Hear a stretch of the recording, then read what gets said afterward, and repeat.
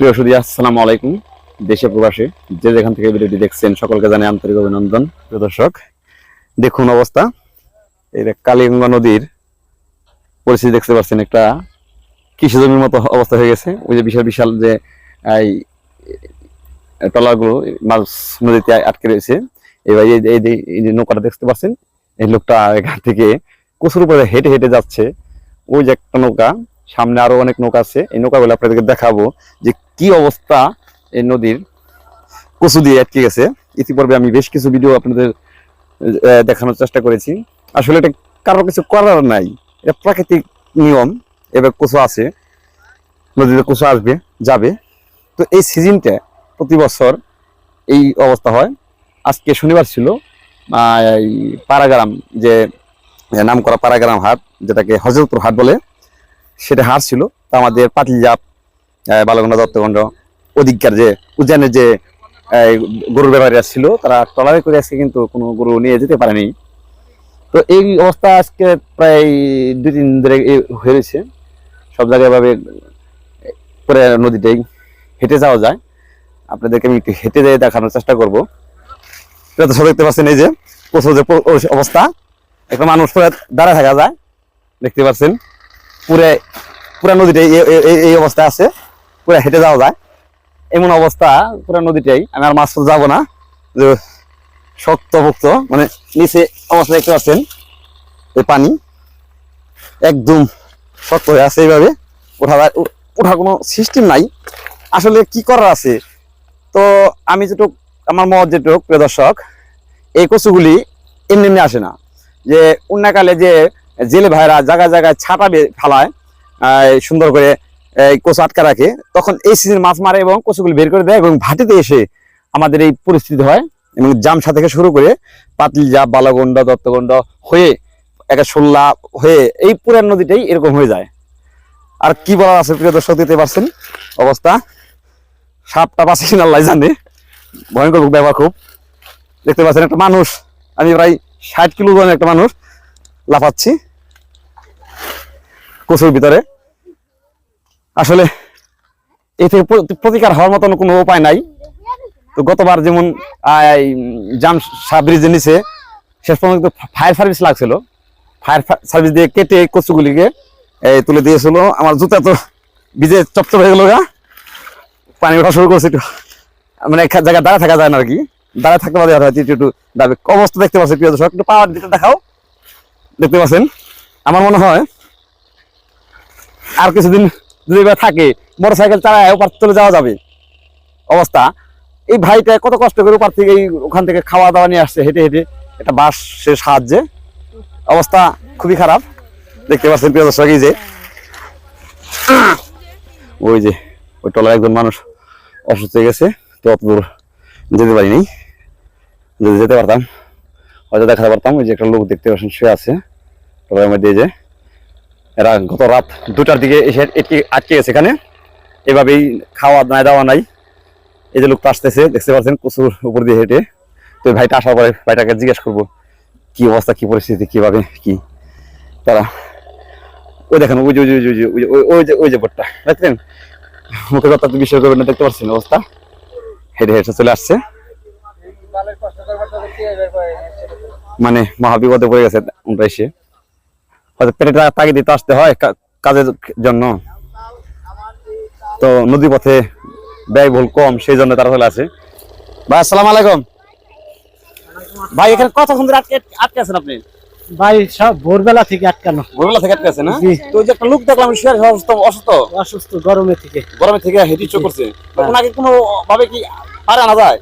না না, পারে আনার কোনো ক্যাপাসিটি নাই। এই যে আপনি আসলেন কিছু ডুবলেন না, দেখতে পেলাম। এখানে আইলাম হলো মনে করেন কস্তুরির উপর দিয়ে পারাইয়া, মানে রুগী তো ওইভাবে আনতে জানা। কোনো সিস্টেম নাই? না না, নোক টলার ছাড়া টানা দেবে না। টলার তো আপনি আছে, আমরা পারতে পারবেন না। আর টলার তো চাপান যায় না। মানে এইভাবে তো কতক্ষণ লোকটা কিছু হয়ে যায়। এখন কতদিন থাকবে তার কোনো শিওর নাই। বাঁশের সিস্টেম করে যেভাবে চারপাশে বাঁশ ফালায় ওনার কোনো সিস্টেম আনা যায়? এখন সিস্টেমের মধ্যে মনে করেন কি আপনি বাঁশের মানে একটা চালি সিস্টেম বানাই হলাম ফালাই আনতে। আপনাদের নৌকা চালি নাই? না না না ভাই, যে ভাবে হোক ওনাকে তো বাঁচাতে হবে, এখন চেষ্টা করতে হবে, বাকিটা আল্লাহর হাতে। এটা চেষ্টা করতেছি। তো ওনার অবস্থা দেখে তো খুব মায়া লাগতে হবে, ভালো আছে, কিছু করার নাই আসলে। এখন আল্লাহর কাছে দোয়া করা ছাড়া কিছু করার নাই। তো আপনারা খাওয়া দাওয়া করছেন ভাই? হ্যাঁ, খাওয়া দাওয়া করছি সকালে, দুপুর বেলা পরোটা খাওয়া দাওয়া করছি, এখন আবার পরোটা আনছি। আপনি যেভাবে যা আশা করেন কিছু হাইটা দেন, এছাড়া তার গতি নেই। যেভাবে কষ্ট করে হয় একটা বাস সিস্টেম করে যদি চালি বানায় পার রানা যায়, দেখেন পারেন কিনা। আর দেখি, চেষ্টা করতে হবে, আর কিনার আনতে হবে। আচ্ছা ভাই, আপনাদের জন্য দোয়া করি, আপনারা একটু সাবধান থাকুন, ঠিক আছে? ওকে ভাই, ধন্যবাদ। প্রিয় দর্শক, দেখতে পেলেন এই ভাইটির ট্রলারে যে একটা লোক অসুস্থ হয়ে আছে, গরমে হিট স্টক করেছে। এখন ওনাকে আল্লাহর হাতে ছেড়ে দেওয়া ছাড়া উপায় নেই, কোনোভাবে যাওয়ার কোনো রাস্তা নেই। হয়তো ওনাকে যদি একটা বাসের চালি বানায় আনা যেত, হয়তো ভালো হয়তো, ওনাকে চিকিৎসা করা যেত, কিন্তু কোনো সিস্টেমই নাই। দেখি ভাই, ওই যে আরেকটা লোক আসতেছে, ওনার সাথে একটু কথা বলি। দেখেন দেখেন দেখেন দেখবেন, সাবধান। আসা যাবে না? ওই সেদার ওই সেদার ওই যে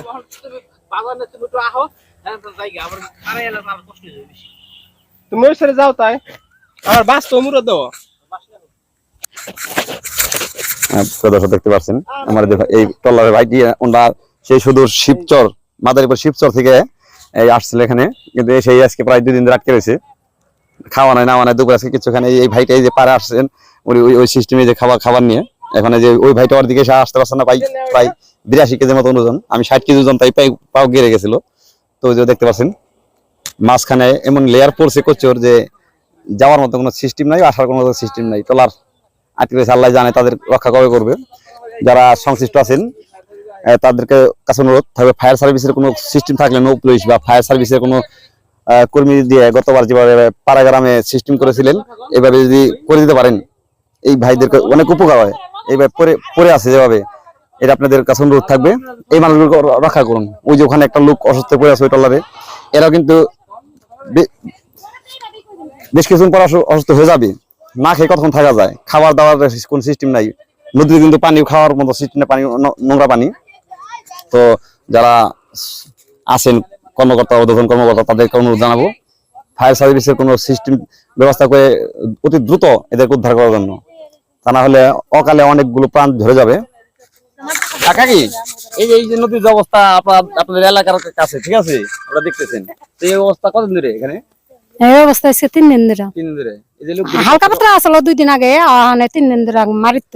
এই মারতে ফেরেছে। হ্যাঁ, এই এক বুট গেছে 2 দিন পর। এখন আসবে কালকে হিদাই বানাছে, সবারই একটা দরকার, আর তাগো জীবন বাঁচান নাগো, তারাকে ওখানে না পায় একটু পানি, না পায় একটু বাইরে, একটু করেন জানডা বাস। ওই যে একটা বাস এই আজানের সময় আইছে।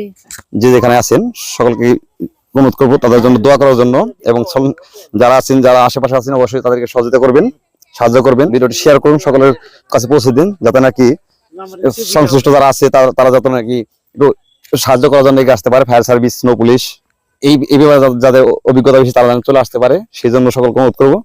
এই আজ প্রায় 5-7 দিন পরে ঈদ, হয়তো সামনে সোমবারে হবে ঈদ, এই 17 তারিখে বাংলাদেশ ঈদ হবে।